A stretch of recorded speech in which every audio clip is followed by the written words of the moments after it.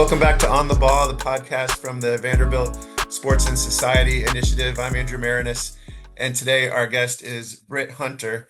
I had a chance to meet Britt over Zoom a few weeks ago, and I've been really excited about this interview ever since. Britt is, I think, all about excellence and all about being willing to change course, with confidence. And Britt was the consensus high school women's basketball player of the year in Columbus, Ohio. Highly recruited player out of high school, played the McDonald's All-American game, was the first woman to participate in the slam dunk contest. When asked about that, when one of her competitors was a guy named LeBron James. So I'm sure there's some great stories there. She started her college basketball career at Duke, suffered a very serious injury while she was a student athlete there, transfers to one of the preeminent programs in the country, UConn, leads her team to a Final Four appearance as a senior there. Um, Continues in basketball as a coach, assistant coach at Temple, earns her a master's at UConn and also here at Vanderbilt at the Owen Graduate School of Yes. Management. Um, is a teacher in Harlem, an executive with Microsoft, and now an executive coach and podcaster herself. So, Britt, there's so much to talk about. Thanks for joining the show. Man, I got tired. I was like, sheesh, grab a grab a seat, lady. Yeah, yeah, rest for a second. Uh, all right, so before we get started, you have a brand new t-shirt. There's a little pressure when you're a podcast host interviewing another podcast host. Thanks, but no one asked you is the name of your show. What's that all about? Yeah, so it's a combination of storytelling and unsolicited advice, both of which I do very well. So it's what it is. It's the things that you want. It's the things that you want other people to hear. Take for instance this epidemic of people walking around listening to TikToks on speaker on their phone. Yes. I don't understand. It just recently started, maybe like 5 years ago, I think. Um, and it's just like, listen, we got to talk about this. Let me give you some advice. Let me tell you why that's not okay. Um, and then let's move forward. Let's move forward.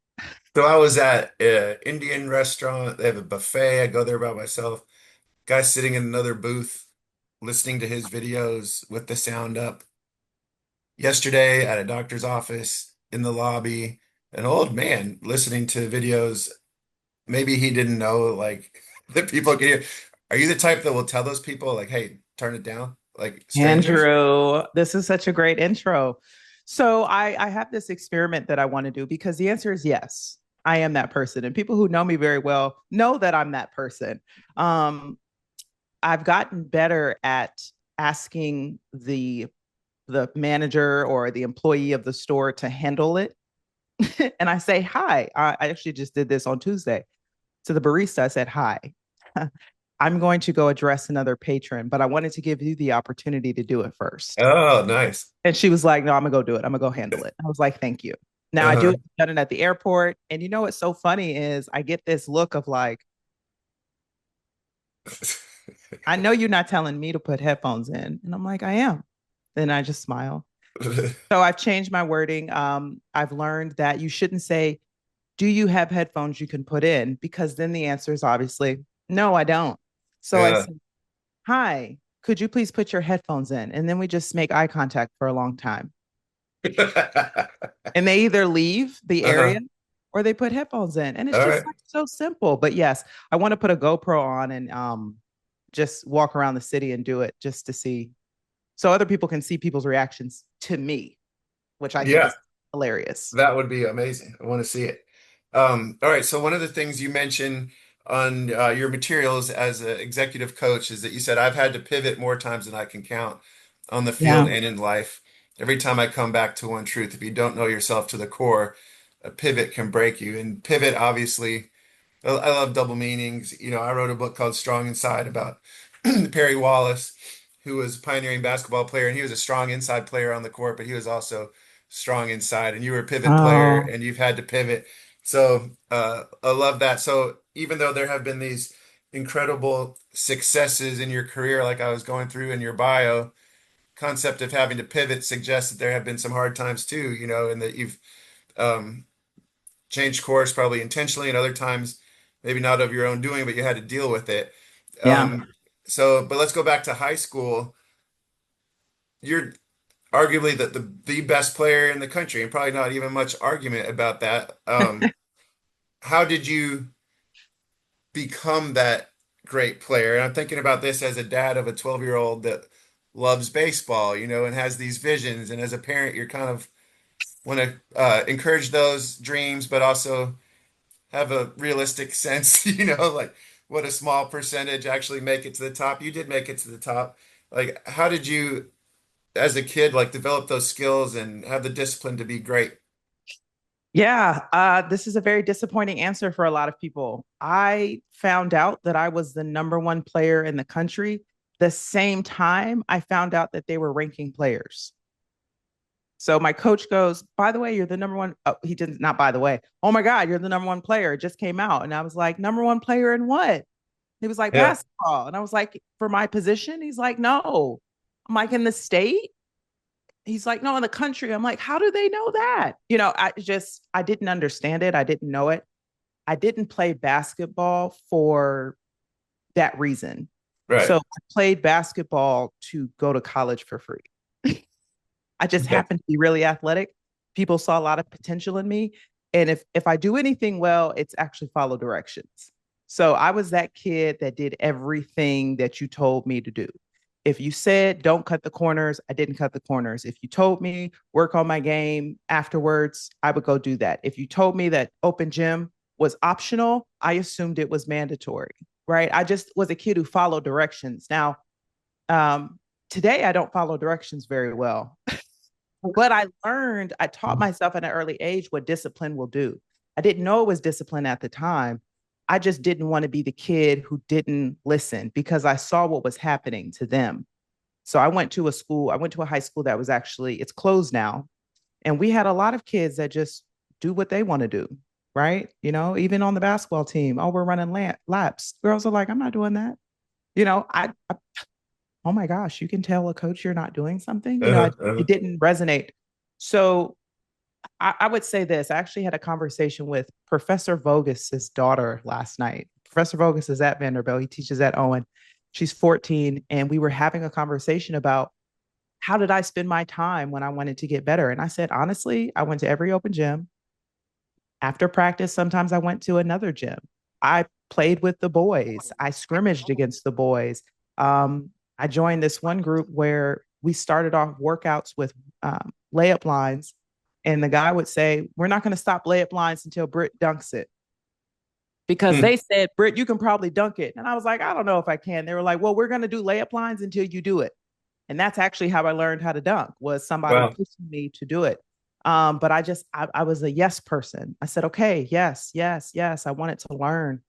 Um, and I taught myself at an early age what discipline could do. So yeah, it's not the Mhm. sexiest answer. People want me to be like, you know what? I really wanted to Yeah. go against so and so. It just didn't happen like that. I just consistency. I'm gonna close I this. mean, I'm gonna there's close no this. magic to it, right? It was wait, you're leaving the interview already? Can't do this. Light. It's killing me. Okay, we're back. I promise this will be better. Okay. Yeah, you're the first guest to get up and leave the interview after one question. Um, so you also talk about the freedom that comes from discipline, and that's a concept that I was introduced to. My dad is an author as well. He wrote a book about Vince Lombardi, great football Mhm. coach, and talked about it was like a Jesuit tradition, and Lombardi went to Jesuit schools growing up, that there was freedom that came through discipline, and then he incorporated that when he was teaching the Packer sweep, in the 1960s, and they practiced that same play over and over and over again, and the better the players understood it and knew it, there became great freedom Yeah, from that yeah. discipline. How did this concept of freedom through discipline uh, how did you arrive at that understanding and how did it pay off in your life? I love that quote. That's amazing. I'm about to quote that. I didn't even think about it like that. There is a lot of freedom in the discipline. The freedom comes from the freedom, I think, in your mindset. So as an adult today, when I say I want to do something, I go do it. And I'm not thinking about how hard it's going to be. I'm not thinking about how long it's going to take me to get there. I'm just like, okay, I want to do that thing. These are the steps. Okay. At some point I'll get there once I do these steps. I may have to adjust, but it's fine. The freedom is that I meet so many people who don't start things, who don't finish things, who don't even dream things up because of this up here. But because I learned discipline so young and got the result that I got, it has propelled me past every mental hurdle that I've ever had. And they always say this, right? That usually the only person stopping you is you.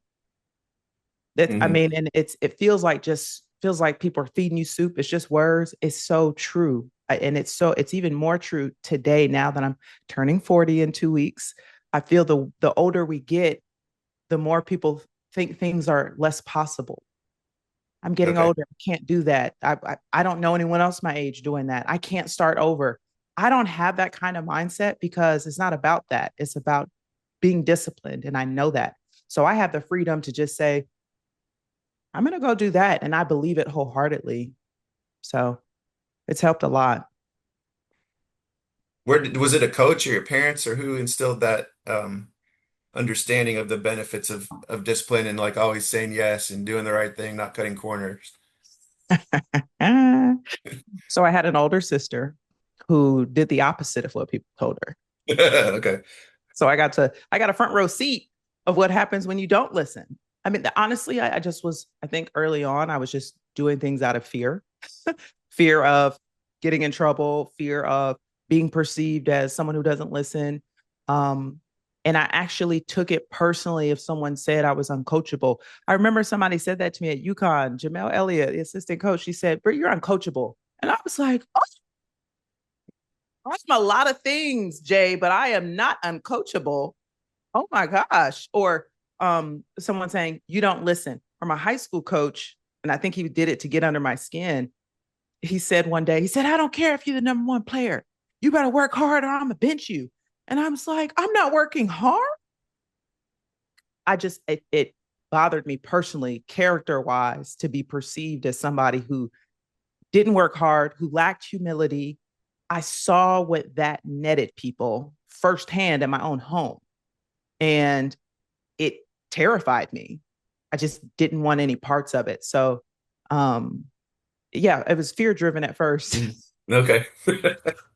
Were you scared at the slam dunk contest? I mean, I guess you had put yourself in position as a great player, but you arrive on this stage as the first woman. LeBron's in the, was he in the contest too? I know he's in the All-American game. He What won. was that experience like? He won the whole thing. So Yeah. I didn't want to be in the dunk contest. Okay. I didn't ask to be in the dunk contest. Wasn't looking to be in the dunk. I was happy to be there. You know, I had really just learned about the McDonald's All American game 2 years prior. I just was such a novice. I just was such in a bubble. I didn't really know basketball. I just wanted to be good for my coach and my team. And I loved AAU because I got to travel and laugh. Like this was a vehicle for me to play, Hmm. play around, do hang out with people, not be so sheltered and have a new set of friends. So my mind just wasn't on those things. So I was not ambitious when it came to notoriety and being seen. Ivory Lotta finds out that I can dunk because I would dunk in AAU games. My teammate Barbara Turner, who I played with in college, I played with in high school. I just saw her. She coaches for the Mystics now. She would hype me up and be like, B, you got to dunk. You got to dunk. And so I would do it. Ivory Lotta finds out that I can dunk. Ivory Lotta ends up going to North Carolina. I'm sure is in the Hall of Fame or has her jersey retired there. Ivory Lotta tells the like commissioners or whoever of the McDonald's game that I can dunk. And then one day these people show up to a practice and she's like, there she is. There she's right there. That one. And I'm like, what is going on? And they're like, we heard you could dunk and that you wanted to be in the dunk contest. And I was like, no, I didn't.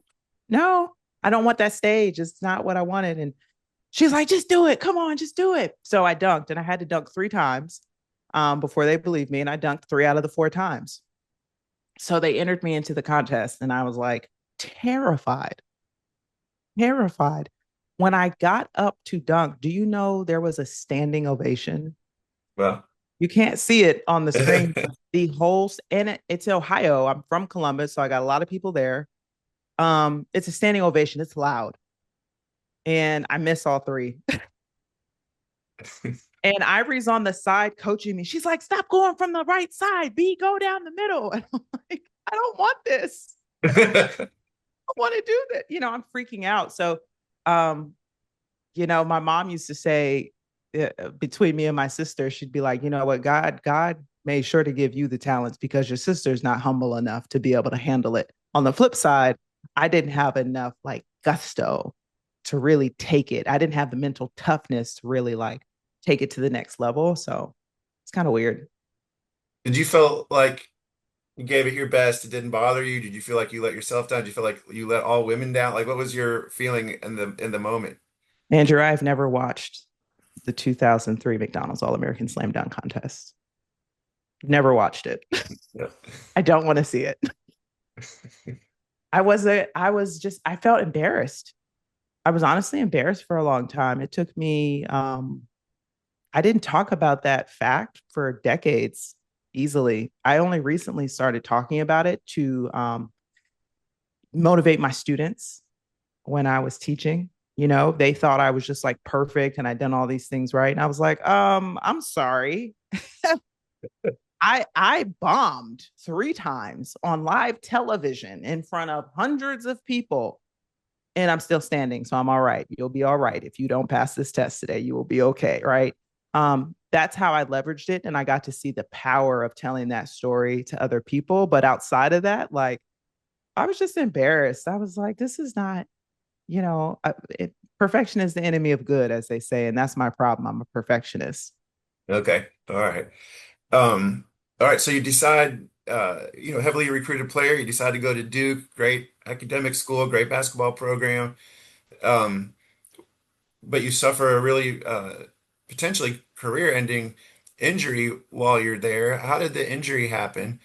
And I know that can be obviously such a tough moment for an athlete. Sounds like you've got the identity now of being more than just an athlete, but I wonder at the time, like, did you really just think of yourself as a basketball player and this could be it? Like, who am I now? Like, what was that physical pain like and the mental anguish you were going through dealing with the Yeah, injury? it was tough. So to answer the question about how it happened, I had fluid in my knee, and they needed to drain it, and they wanted to drain it after the game, and I probably just should have sat out. But I shared the story about what was really behind all the things that led up to that. So I had a reputation of being late to things. It's just a freshman thing. Like, y'all, I didn't even know how to be on time. I didn't never experience being late before like this. And I was, my friends will laugh at this now because they're like, "Britt, you're always late. Don't listen to them." I was late to this call. Oh God, it's so bad. Anyway, I was egregiously late all the time, and I broke trust with my coaches. I see that now as an adult, but at the time, I was just like, "Give me a pass. Like, I'm trying." But from their vantage point, it was probably, my mother wanted me to go to Duke. I didn't want to go there. From their vantage point, it was probably she doesn't want to be here. She's the number one player. She thinks she can do whatever she wants. And there was this image probably being built, and Mhm. I felt it happening. And I didn't trust. They didn't trust me. I didn't really trust them. There was this void, right? And I didn't advocate for myself. I just wanted to stay out the way. So when my knee was hurting, I didn't want to make a big deal out of it. My teammate Isis Tillis actually made a very big deal out of it. And she was like, listen, she never complains about being hurt. She goes hard all the time. Something's wrong. Somebody needs to do something about this. And they kind of shut it down, and I blew my knee out, and that happened. I went into a depression because I was never the same, and I couldn't understand why. I couldn't figure it out. I didn't know what to do. I couldn't fix it. I couldn't work out more because I was limited for how much I could do. And so the very thing that got me to that point was the very thing I couldn't do anymore. Working out more was not something I was allowed to do. And it was so mentally draining. It was so frustrating. I actually had a suicide attempt my Mm. freshman year. And when I went to the psychiatrist, when it finally came out and I had to say something, the psychiatrist that I was mandated to go to said, Britt, I need you to know that this depression that you have now that is triggered is never going to go away. It's going to manifest into something else, but it's never going to go away. And you need to ask for help. And that's what got you here is you didn't ask for help. You just suffered in silence and you can never do that again. So I took that to heart and my depression did manifest into something else. It manifested into an eating disorder by my senior year in college. And it wasn't so much that it was my, it wasn't like, oh, I want to go to the WNBA. It wasn't like that. It just was, who am I and what's my value add? I'd just been propped up for years about being this hardworking player, and now I can barely produce. I don't have a value add here in general, and it was extremely difficult. College was hard. People are always like, "How was college? It must have been great." I say it was great. It wasn't great. It was rough. My teammates, to this day, I'm very appreciative of them. I had a ball when I was with them, but before games, during games, my anxiety was through the roof. Um, didn't ended up, kind of waiting for the seasons to end every season. I was like, how many more games do we have? Mm. Can we wrap this up? Which is a terrible place to be in. It's like being at a job you hate. When it's Christmas vacation, so I cannot talk to these people. Right. Yeah. Mm. I mean, how much are you willing to talk about those depths at Duke? Like, did you come close to ending your life? A teammate step in? What happened there? So I got a call from one of my teammates. They were all meeting up at my teammate Monique's apartment. And I kind of knew that night that I was like, I'm all set here. I don't want to really do this anymore. I was just tired. I just felt tired all the time. And I wanted my brain to stop talking. It's just like, it's all up here. On the outside, I'm laughing. I'm very good at masking. I'm a goofy person. That's all I know how to be. But my thoughts are constantly racing. I'm constantly thinking people are judging me, wondering what happened to me. Why am I so terrible? I'm making all these stories up of what people are saying about me. Um, and Monique says, people come over, let's let everybody hang out. So I go over as a way of like, this is my last time I'm going to see you guys. So let me hang out. We're hanging out. Wow. Yeah, in my mind, I was just kind of like, I was so checked out. I honestly, I've never been in a space like that since. I was really, really checked out. But I was like, let me do this last thing. I didn't have a strong relationship with my mother. I was very upset with her for making me come to Duke. I kind of felt like all this was her fault. So I didn't really feel like I'm not extremely close to my siblings. I didn't feel like I had like family waiting for me on that. I didn't really feel Mhm. attached to anyone. So I was like, it's not a big deal if I go. This would actually be a relief for me, which is what I need. And so I came back from her apartment and I went to a football player's room. They have like a million surgeries. So I said, I can I have some Vicodin? Can I have, my knee's hurting? I just made up a bunch of stories and I asked for all these drugs and I just took them. Um, a football player found me in the elevator. Brandon Taps, he found me. He doesn't even know that this was the day. He found me in the elevator and I was on the ground like really tired. I was just like dazed. And he picks me up and he's like, what are you doing? Are you drunk? And I don't drink. So I'm like, I'm just tired. Brings me to my room. I take more. Mm. Um, and I just go to sleep. Um, when I tell you I knew something was wrong when I woke up and I was pissed. Like my heart sank when I opened my eyes. Mm. And that is just a terrible place to be. And so my immediate thought was, do I do this again? Why didn't this work? Um, and then it was just kind of like, no, I just kind of want this to stop. I don't know what to do. So I had to ask for help. And I'd never been vulnerable like that before. So I had to tell my mom. My mom was confused and pissed. And then she was like, well, you have to tell the coaches, and the coaches were mandated to report it, et cetera. And I don't even know if the coaches believe me. I think I masked so well. No one believed me. Even when I went to UConn and was still like down, my teammates today will say, no, you weren't. You were fine. And I said, Hmm. well, remember when I was reading all the time? That they know. That they know. They'll say, you were always in a book. That was another way of me coping. If I could get out of my head and be inside of a character, I could stop thinking about what's not going well. And that was my way of getting out. Um, and then, of course, it turned into an eating disorder. I mean, I learned a lot about myself through that experience. I learned a lot about the power of your mind.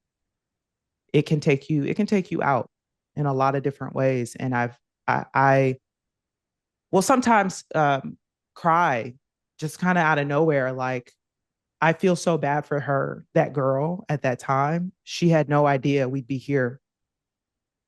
She didn't see Right. anything past waking up. Like she's her and I are just not the same, you know, and I feel really bad for her.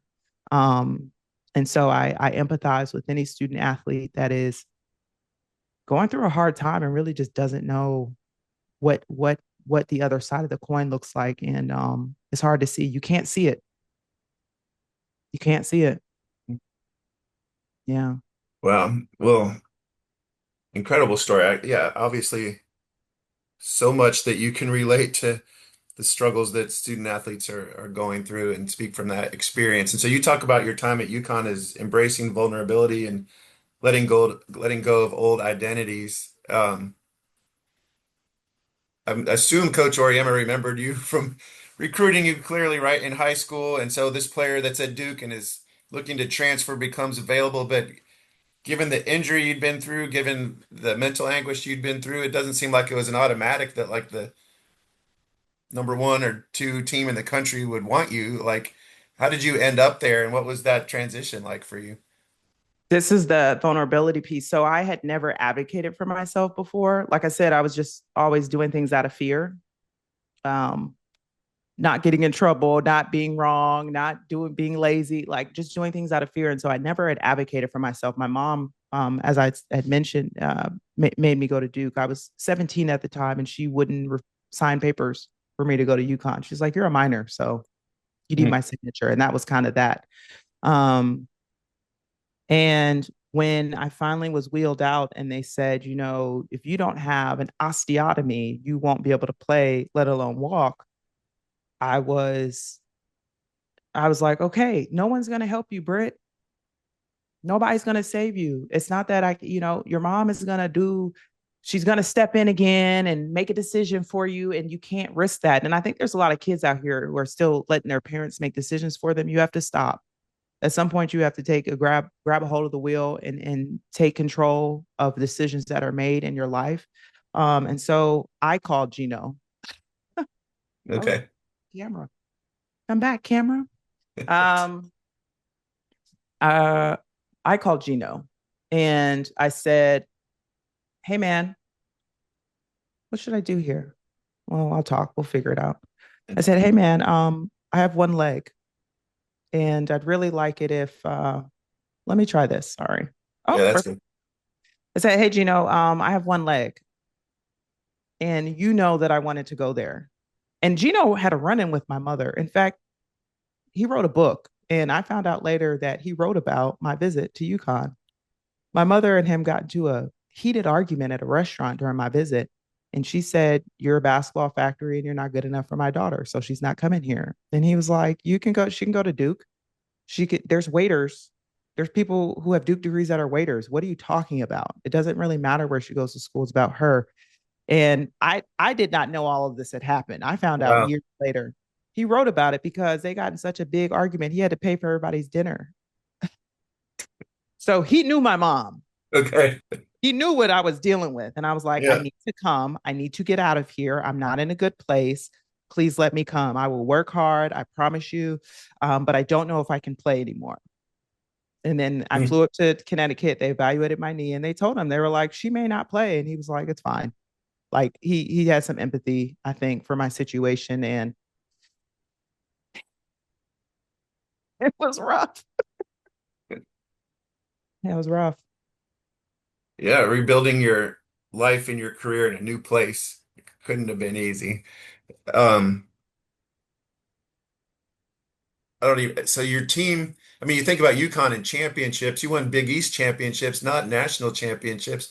What's the vibe in a program like that I mean, relatively is having good seasons, but maybe not meeting the expectations that that program has? Yeah. So Amazon Prime dropped a documentary about Tarazi. Have you watched it? No, I haven't. Okay. Episode one, she addresses this because that Okay. season, her first season there as a freshman, they didn't win the national championship. And she says, look, getting to the Final Four and all that is cute. If you don't win at UConn, you have a losing season. That's period, full stop. And that was definitely the vibe. So I found out my senior year that we were going to be the first class to not make it to the Final Four since 95. This was 2008. And I didn't even know that was a statistic.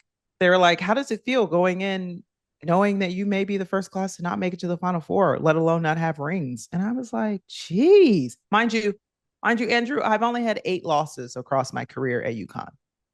Yeah. Only 8. 8 losses, but major disappointment. Yeah. None of it matters. Hmm. People wish they had 8 wins in their season. Right.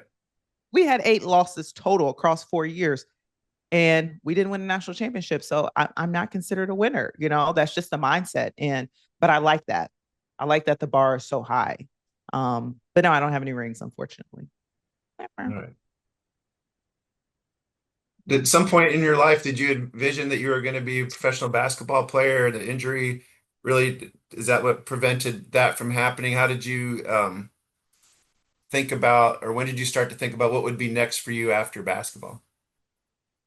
Yeah, I started to spend time doing other things on campus. I did think I was going to the league. I mean, that was like the natural progression. I knew I didn't want to do it forever because, like I said, I didn't play basketball because I was passionate about it. I played it because I don't know, I got good at it, and it gave Hmm. me opportunities. It gave me a way to see the world and travel. And UConn was the first place where I got a passport, and now I'm Okay. addicted to traveling. Like I travel solo all the time now. I got my passport from playing basketball. Like it gave me opportunities. So I was excited for what it could do, but I was never like, yeah, I want to be an all-star. That was not my mindset. I just wanted to have fun. Um, so I started to spend more time doing other things on campus, and I got involved in a program called Husky Sport. And Husky Sport is a program where they would take student athletes and bring them to Hartford, and we'd go into schools. And it's funny enough, Dr. Bruning, who was the professor, just sent me 2 pictures yesterday. She's like, I went through photos, and here you are at Husky Sport. Husky Sport was a pivotal time, a pivotal time for me. It made me work with kids, and I could relate to them because one, we've all been kids, but I empathize with kids who were seen in the wrong light. Like Okay. that's what I was going through, right? So anytime somebody told me this kid is bad or this kid is doing whatever, I was like, I believe you. I want to see for myself. And I think just having that approach and that mindset made it easy for me to talk to kids, and it felt easy for them to talk to me. She then offered me, she said, listen, I would love if you could run this program full time. And if you did, I would give you a master's degree for free. And I said, not a problem, ma'am. So I actually took the GRE a week after the Final Four. Amazing. And I took it one time and I got the bare minimum score, and I was like, I'm in. You're Um, in. yeah, it was an awesome distraction because you're working with disadvantaged kids, and you think you have problems. No, I don't have problems compared to the problems that they have. So I stopped worrying about myself and started worrying a little bit more about them, and it got me out of my head, and it's actually what propelled me into going to education at all. I see. Okay. I wanted to go back to something you mentioned you were always reading. And I see the 1619 project and the painting behind you.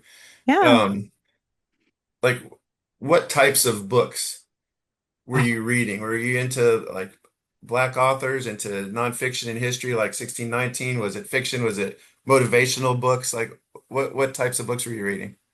Oh, Andrew, this is such a good question. First of all, on my Instagram page, at thank you so much, but no, for the month of August, every day I'm dropping a book recommendation, reading Rainbow Style. All Just as a right. guy, if you're not following me at thank you so much, but no, on Instagram, every day I'm dropping a video of a book that I recommend. And the segment is called Read a Damn Book. Okay. Because I need y'all to read. I need us to read. I need us to go back to reading. Um, I love historical fiction.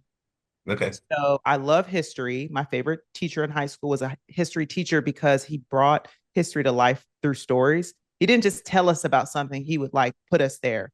Yeah.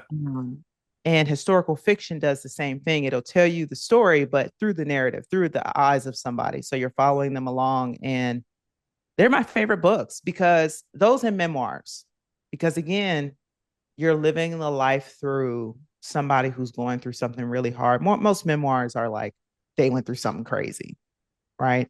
But they're still here.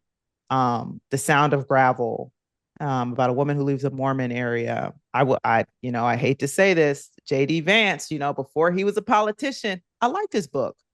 Um, I respect anybody who can leave a circumstance where the mindset around you is not what it needs to be for you to succeed, and anybody who can leave that environment and be better and think bigger is super inspiring.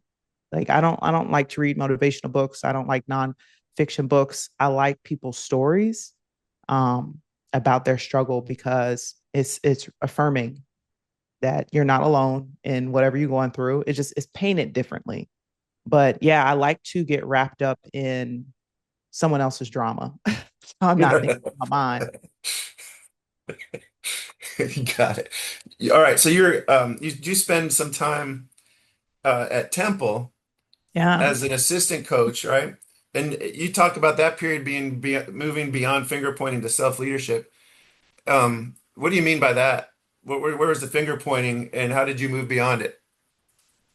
Andrew, Philly is my favorite city of all the cities I've lived in. And it just occurred to me recently that it just so happens that that is the city in which I also got fired.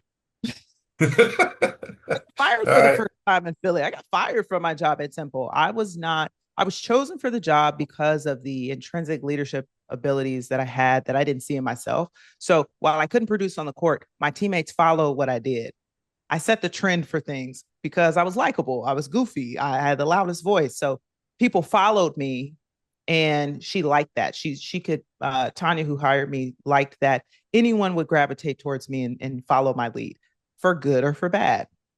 So she saw that as a superpower. Gino was Okay. like, he's the knucklehead and I don't like it. I started a fight at UConn. People don't know this. I started a fight. Um, don't drink, y'all. Don't do it. I started a fight and I got in trouble because all my teammates jumped in that fight. And Gino was pissed in the office when we talked about it. And he was pissed at me, but he was waiting for me to say, this is all my fault. And I never said it. I was Hmm. thinking it. I felt bad, but I never once said, guys, you don't have to answer any questions. Coach, this is all my fault. I never did that. And I didn't understand the power of why he needed to hear that. He's just, he can't hear my thoughts at the end of the day. He cannot hear my thoughts. Hmm. So that was my first warning of taking accountability. And I didn't really apply it when I got my job. So all that to say, Tanya hired me because I was a leader. I got fired because I was just scattered. Like I didn't have focus. It was an all year round job. I didn't really I love working with youth and the girls. They were awesome, but the schedule was crazy. And as a coach, you don't stop working. I didn't have off days in college because I was always in the training room.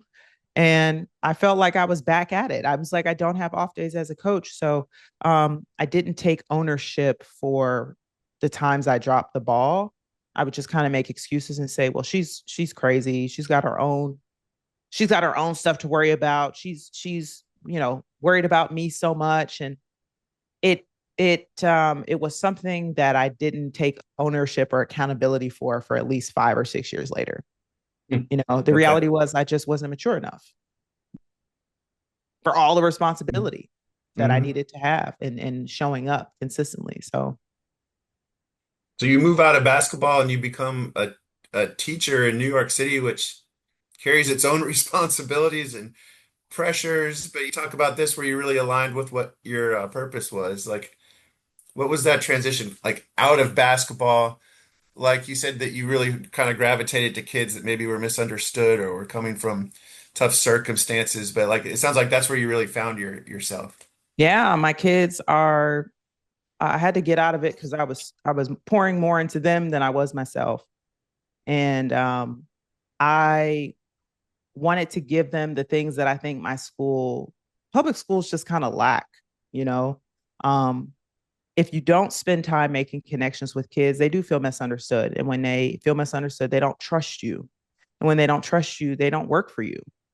And when they don't work for you, they do whatever they want to do. They don't perform on tests, which inevitably messes with your job. So I needed my kids to perform not only for assessment's sake, which is a New York, public schools is heavily assessed. It's actually terrible. It's part of the reason I left, but it's heavily assessed. And I know what it feels like to feel like you are your grades or you are whatever people give you that identity to. It doesn't feel good. And I wanted to impress upon my students that there's lots of different types of intelligences. Your grades are your grades are your grades, y'all. It's not the end of the world. Unfortunately, in New York, it is the end of the world. If you do not do well on your fourth grade state exams, and you don't do well on your seventh grade exams, you cannot sit for the entrance exam to the high achieving high schools. So if I'm 9 years old and I walk in with an attitude test day and I bomb it, I only got one shot. I can't sit for Hunter High's entrance exam, which is stupid. That makes no sense, but it's a sorting tool. That's all it is. And so I needed to impress that upon my kids. I needed to tell them that most people don't believe in them because of who they are and what they look like. I was honest with them. I remember one time they love sports speeches. They hit me up on LinkedIn today. They're like, Miss Hunter, when you told us this speech about the locker room and this what you did, it really inspired us. I'm like, that's really cute. But I remember they came in really anxious one day. I could sense it before test day, and they were terrified. And I get it, but I showed them a video of Ruby Bridges, and I showed them a video of Little Rock Nine, Mhm. and they had no context of what it was. And I just shot. I didn't say anything. I just showed them the video, and they were horrified. They were like, "Oh my God, people are what is happening?" I said, "So, this is what it is to be afraid to go to school. This is what it looks like to have fear to go to school. What we're not going to do is be afraid of a piece of paper. No one is stopping you from coming to get an education. No one is stopping you and telling you you don't have the right to be here. You already have the seat. We've come a long way. So what we're not going to do is be shaking in our boots over a piece of paper, y'all. Get your pencil. Let's get to work." And they were like, "Yeah." That year, 100% of my kids passed both exams. Awesome. I like to think it was the video. I had a chance to meet Ruby Bridges a couple years ago. Wow. She has a book festival at the Civil Rights Museum in Memphis, Mm, and they distribute books to kids in the neighborhood. And I was there with one of my books. It was really amazing to meet her, and then also some of the Freedom Riders were there. So mm. very cool. All right, so but that I mean it must have been such a rewarding experience. But you don't continue on with a career as a teacher in New York. You end up coming here to Nashville to Owen School, great graduate school of business. What were you thinking about at this point in your life and this pivot away from education to furthering your own education? Yeah, I learned while teaching my students who were terrified of standardized testing. I realized I was pouring so much into them, like, you guys can do this. Like, I don't even understand what's going on. Look at all the success you've had over here, just translate it over there. I was making it sound so simple that they were starting to believe what I was saying. And I saw it happening. I saw kids getting better slowly over time and telling them to, I was giving them instruction, we're going to dive into the stuff you got wrong. We're going to face We're going to face our fears and look at where we messed up. And then we're going to build on it. We're going to do that every day. And it's going to suck, guys, but we're going to keep doing it. Now I'm telling them all these messages. And then, like I said, they all passed their exams. And I realized, I'm like, man, um, I'm I'm kind of lying to myself. Like, I actually want to go to business school, but I'm terrified of the GMAT. Okay. I'm terrified of the GMAT. Hmm. And so the 2 years prior, I'd run the New York City Marathon. And my kids kind of like helped me train. Sometimes after school, we'd run a mile and they'd be like, we're helping Miss Hunter across the finish line. And their parents would walk in and I'd be like, guys, but I had brought my class along so many journeys and I know the effects of bringing them along my journey, how it helps me. So I said, you know what? I'm going to study for the GMAT the same time they're studying for their exam. Okay. And I'm going to just share. We're just going to, if they have to do it, if they have to come every day and be terrified and push forward anyway, why can't I? How can I tell 9-year-olds to do it and I can't do it? That Hmm. doesn't make sense. So I did it. I failed it 5 times. Woo! No, I failed it 4 times. I passed it on the fifth one. But I Okay. mean, I would take the exam at 8 in the morning and then I would bomb it. And then I would take a train all the way back to school. And I would teach, I would have somebody covering the class and my boss would know and she'd be like, how'd it go? I'd be like, no, just let's not talk about it. And I would go in the classroom and my kids would be like, I'm like, let's get in a circle, guys. Let's talk about it. Let's talk about it. And they would ask me questions like, what held you up today? Was it fractions? And I'd be like, y'all, these fractions have letters. And they'd be like, oh my God. They'd be like, well, Miss Hunter, did you do like we do and circle the hard ones and go back? And I'd be like, y'all, you're not gonna believe this. You can't go backwards in the GMAT. They'd be like, oh. And it was just like, it just lightened the mood. It made me feel better. And they'd be like, well, just keep going, Miss Hunter. Can we skip our test today since you didn't do well? I'd be like, no, getting rows. Let's get to it. Yeah. And I got through it, and after that, I was like, man, you can't tell me anything. I walked into business school with the confidence of, as they say, a mediocre white man. I was like, give me it all. You can throw it. I don't care. Give it to me. The best decision that I made though was I made a priority list in my head because we remember school and we remember school was I was all right. I was all right. I was a strong 3.0 student, but I was like, Britt, your priorities are get a job, network, then grades. Now, when you start business school, you get caught up and it flips. Hmm. You're panicked, like, oh my God, we have a heavy course load. I don't want to be at the bottom. Everyone's going to ask, how'd you do on the test? It became that ecosystem all over again. And I prioritized grades and I drove myself crazy, absolutely crazy. And after mod one, after I tried so hard, Andrew, I got a 13% on my stats final. I didn't know that was possible. 13%. Okay. Out But of 100. yes. I like Okay. to think out of 70. But Yeah. but I landed a job at Microsoft. And I was on the board of a few student organizations. I was part of OSGA, or student government. I got an award. I got the Igor Ansoff Award at graduation for having a lot of impact on my student body, bringing up things that mattered. And I really leaned into that's your superpower.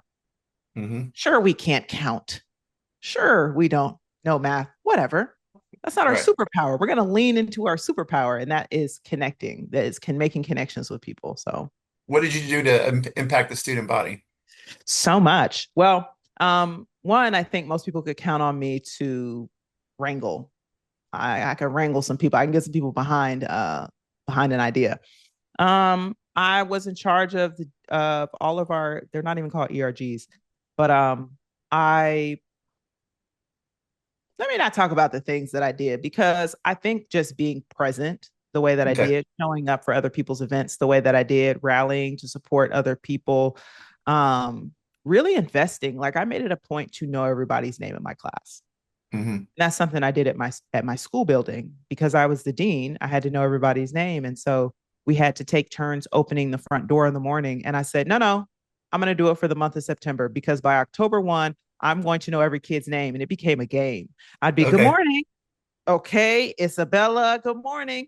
Saliatu, okay. Ibrahima, okay. And I'd be like, okay, wait a minute. I don't know your name. Step over here. And they'd be like, I'd be like, give me your first letter. They'd be like, Yeah. M. I'm like, okay, give me a second. Good morning, Yeah. Fatima, Muhammadu. They'd be like, yeah. I'm like, great, got it. It's like it's important. It's important for people to know your name. And so just things like that. Just taking the time to like actually get to know people and connect. We also ran Humans of Owen, which was created well before I got there. It's storytelling, kind of Hmm. like Humans of New York, but Right. Humans of New York meets the Moth. And so I would run that, and yeah, that's just my superpower. Yeah. So I did. That's what I did. That's awesome. Well, you mentioned your career at Microsoft, which is where you end up after Owen. Um, we've been going for close to an hour, so I want want to be respectful of your time. This is an amazing conversation, but we can come back to Microsoft if you'd like. But I really want to get to what you're up to now, Yeah. as an executive coach and working with student athletes, but also just professionals in any career with a company called Focal Point. You're living in Atlanta. You use Yes. your own story as a way to relate. I mean, obviously, in this conversation, there's so many touch points that, and your vulnerability, I'm sure, is just so effective, in your honesty.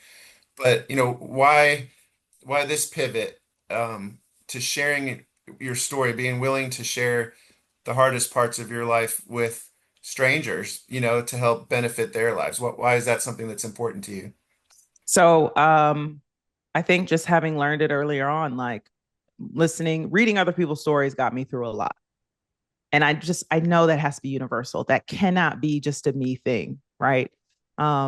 So when I was at Microsoft, I started going, I actually had coworkers tell me, this is actually how I started speaking.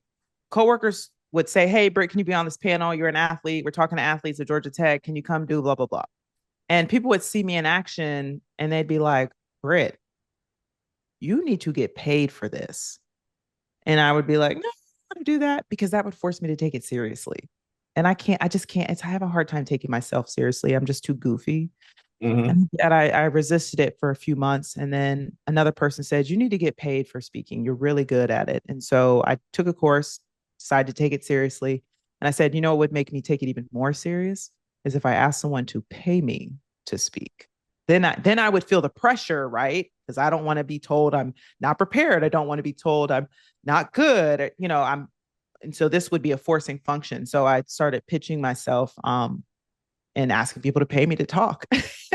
And I went to Northwestern, Georgia Tech, UAB, and I did those things. And I wasn't good all the time, but it forced me to improve my craft. It forced me to get better.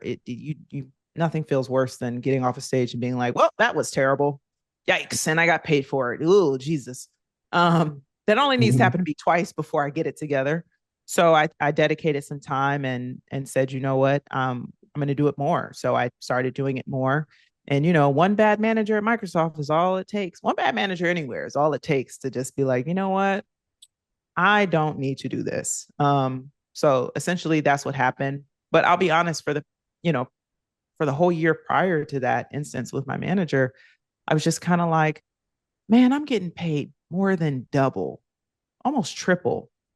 When you include stock and bonuses, stuff I'd never seen as a teacher, I'm getting paid almost 3 times what I made as a teacher. Hmm. And I'm doing 1/8 of the work. I worked like 6 days a week when I was in education, sometimes 7, because you're constantly planning. Hmm. This, I was done. I mean, I was working like 8 to 4. And I was just like, what do I do? Like, what am I actually doing?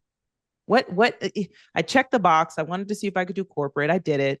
I wanted to go to the corporate parties. Well, COVID happened, so I didn't experience that side of Microsoft.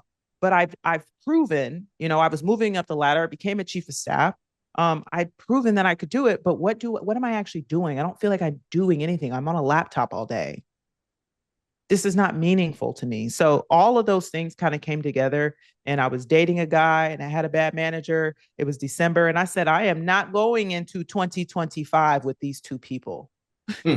So I dumped him, fired my manager, and here we are. So what I like to do is offer what I like to call wraparound services, right?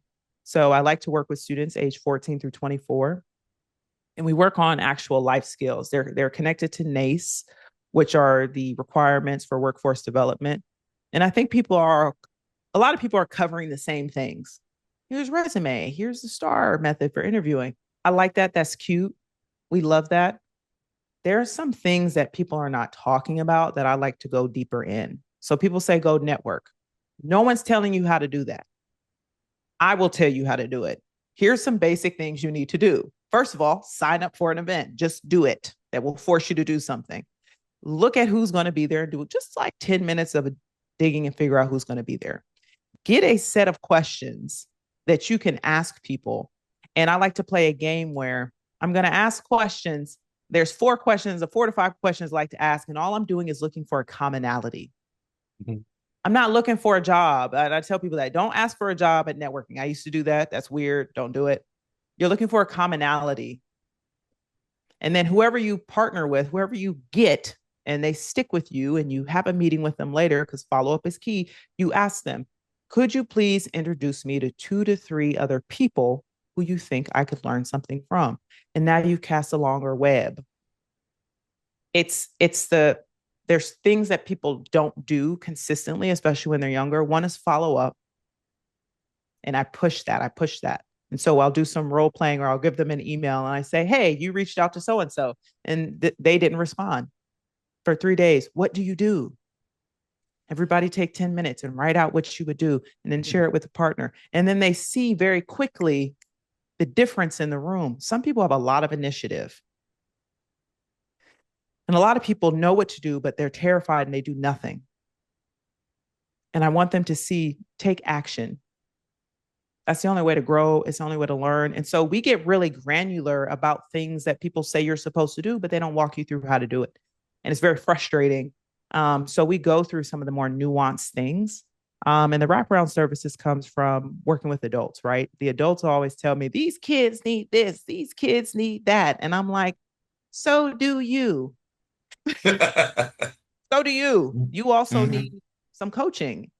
And I always tell the coaches or wherever I go, hey, I'm going to do this workshop with your students. You need to be there. You need to see what they're going through. And at the end, I always hear the same few things. They'll come up and they'll say, that girl over there, she never talks. And she participated twice today. They watch it happen. And I need them to see that, because it's like, yeah, I connected with them on a different level. So 2 things. 1, sometimes your youth need to hear it from a different person. Right. But 2, you need to build a different kind of relationship sometimes. Doing it the way you've been doing it doesn't always work. And you need to see that firsthand. You need to see someone drawing something out of your most challenging student and go, I didn't know that was possible. I need you to change your mind about this group by changing your mind about what you think you're good at. When you're working with student athletes, I promise we'll wrap this up soon, but oh, you're good. I'm good. I hope you're good. Yeah. In some ways, I feel like they're especially well positioned to go off in life outside of sports. I mean, you mentioned like in networking, a commonality. Well, sports can be a great common ground to find with someone, and people are going to be impressed that, whatever person was a student athlete and, went to college, and we could talk about that. On the other hand, I think sometimes they're apprehensive or a little fearful that maybe they haven't had some of the same internship opportunities as their classmates while they were in college, or they've been thinking, so much about sports, their identity's completely wrapped up in their sport that they're unprepared for the world outside of sports. So I'm sure you see both those pluses and Yep. minuses. Like, where do you feel like you were able to find the most connection and really inspire these kids to go with their strengths? Or I guess what I'm asking is, are you more concerned with helping them recognize and build on their strengths, or to kind of shore up where they feel weaker? I got the best advice from a manager, one of my first managers at Microsoft. She said, what do you want to work on next quarter? And I was like, data analysis. She said, why? I said, because I'm terrible at it and I can't count. She said, don't ever do that. Don't ever work on things that you're not good at. Get better at the things you are good at, and work with people who are better than you at the things you're not good at. And I was like, oh, okay. She's like, it's a way of working smarter, not harder. She said, if Hmm. you have time and you want to learn Tableau, go for it. But you could also just be getting better at the things that you do really well and surround yourself with others. So, Make yourself um, great there. Yeah. yeah, be good. You're go from good to great at Hmm. that thing. There is a need for your thing. There's a need for your expertise. So, what I like to tell student athletes is this transition that you're doing is going to happen again. You don't know when it's going to happen. It could be becoming a caregiver for a parent at a younger age than you anticipated. You didn't know how to do that, but you're going to figure it out. It could be you want to change careers after you get a job. The what's going to happen is you're going to run up against a wall, and the wall is going to be other people's mindset about you. That's it. It's going to happen all the time. It happened to me at Microsoft. It happened to me after school. Um, I had only been a teacher, only. Jesus, that's a lot. I'd worked in education and I'd worked in HR, and I wanted an ops role at Microsoft. Not only did I cast a wide net of networking and get clear about what I wanted to do, that's another thing we talk about, how to get clear, but I was finding that I would get an interview and people were having a hard time connecting HR and teaching to operations. They'd be like, you have a very impressive resume, but I don't understand, like, why do you think you can do operations? And in my mind, I'm like, I'm sorry, running a classroom, running a school is operations. They're not going to do that work. I have to do the work. And so one of the best resources I got was from a guy named David Boker. He is the head of casual games at Microsoft. Casual games Okay. are solitaire, spider. Did you know they had an org leader? They have an org leader. That's a whole business still. Crazy. I thought it just ran on its own.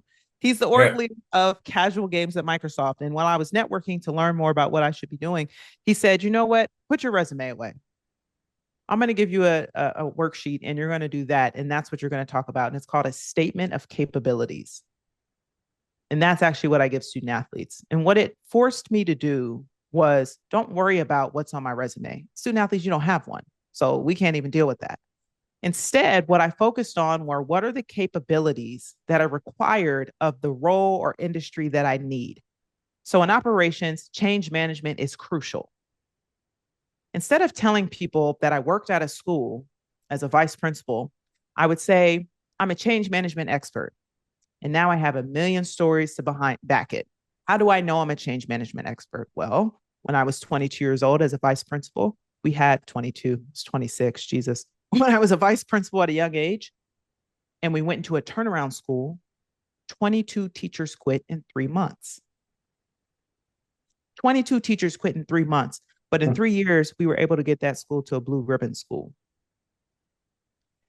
Here's how I can help your organization. Don't worry Right. about what I did, worry about how I did it. And so it's on the student athlete, it's on the person to create the story for the other person. You have to create that commonality. They're not going to make the connection. Some will get it, a lot of people won't.